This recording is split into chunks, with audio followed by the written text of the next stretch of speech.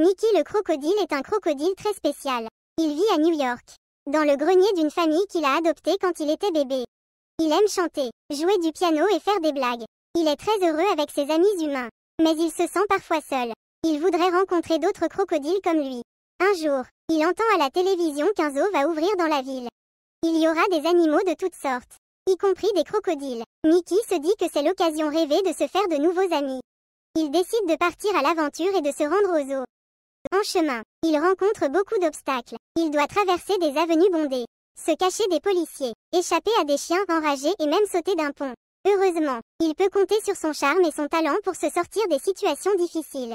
Il chante, il danse, il fait rire les gens. Il arrive enfin au zoo, où il est accueilli par les autres animaux. Il est émerveillé par la diversité et la beauté de la nature. Il se rend au bassin des crocodiles, où il espère se faire des amis. Mais il déchante vite quand il voit que les crocodiles sont tristes et ennuyés. Ils ne font que dormir ou grogner. Ils n'ont pas envie de parler ni de jouer avec lui.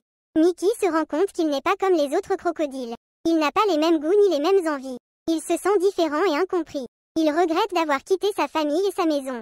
Il décide de repartir au plus vite et de retrouver son foyer.